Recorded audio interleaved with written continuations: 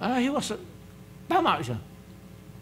Tama siya na along the way, in the enforcement of the law, a rigid attitude towards the enforcement of the law, abuses will be committed.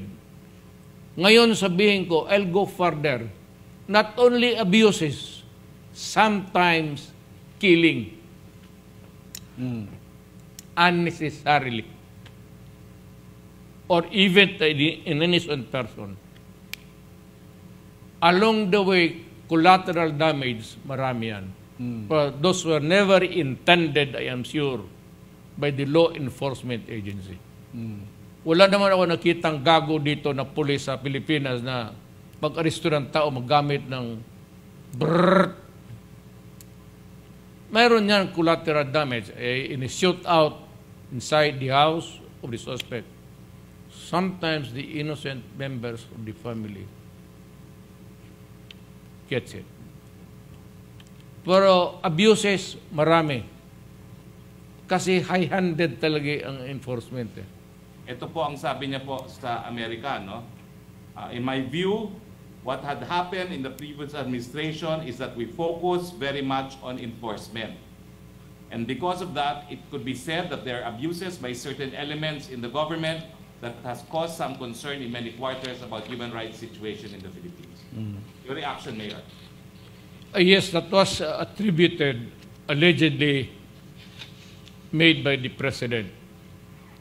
I am not sure if it was quoted in the complete context of the statement.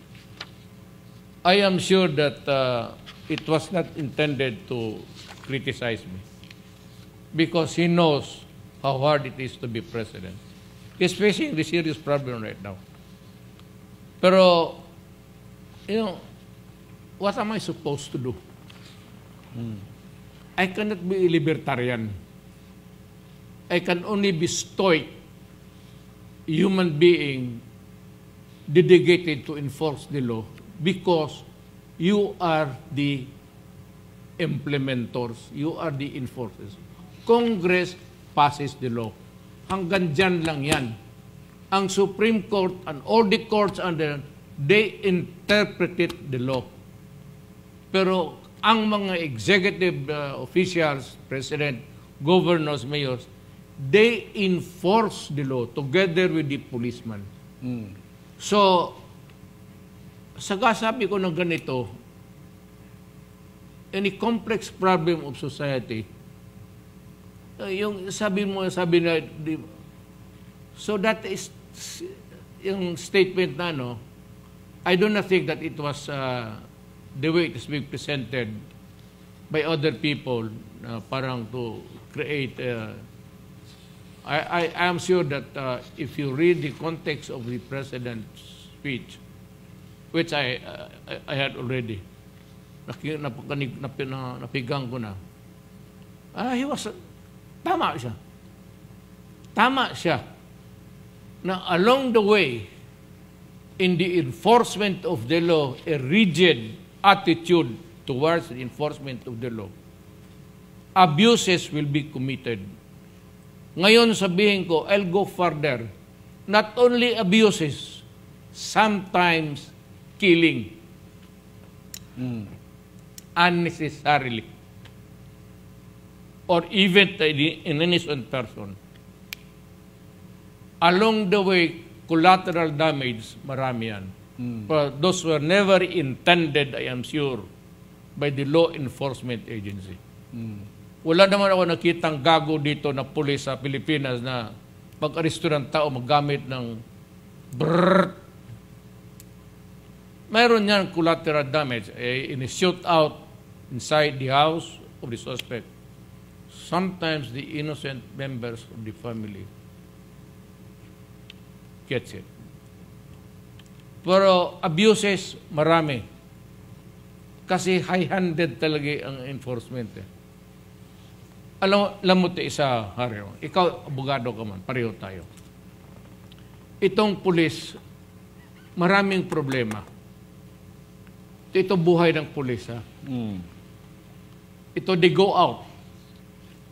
They go out to impose order and kami to. So, lawlessness is inanap nila.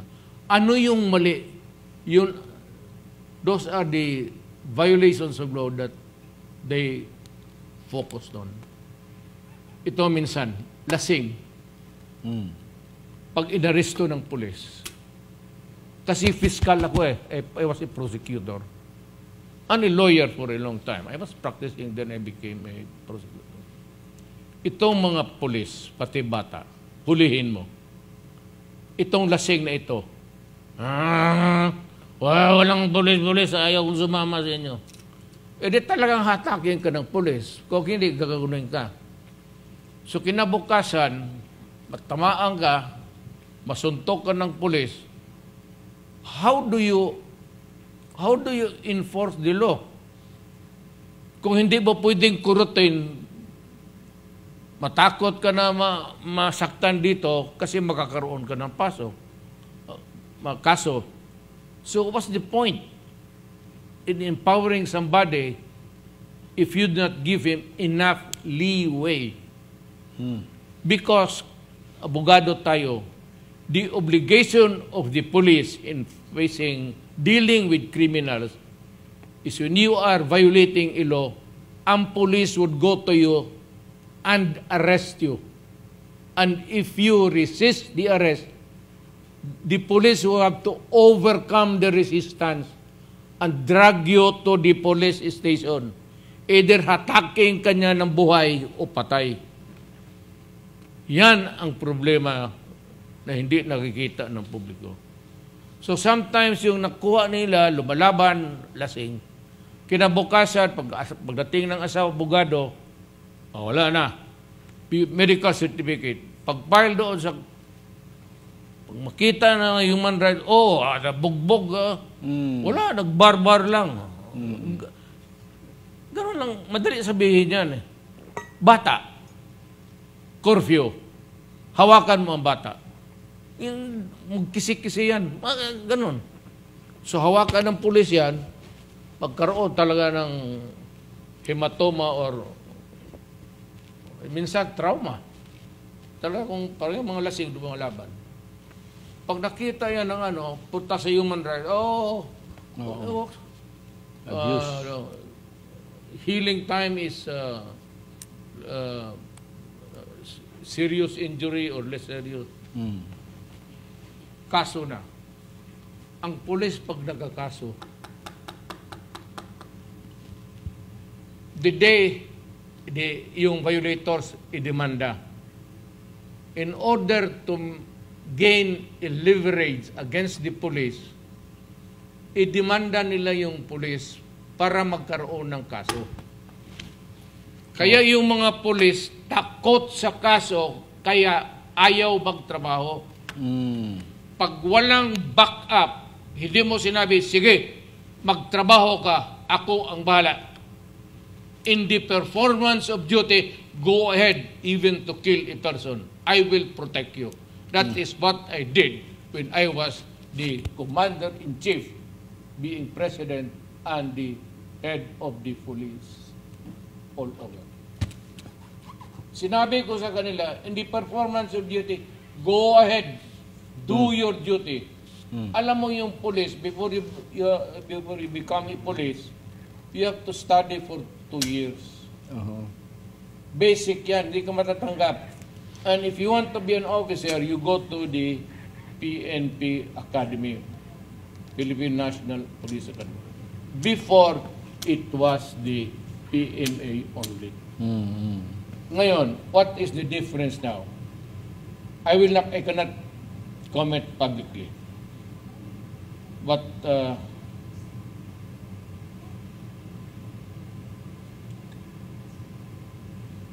malayo. Unlike itong police is nagkulang ng disiplina. At kailangan nila ng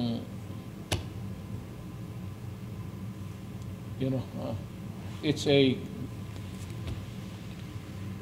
cranial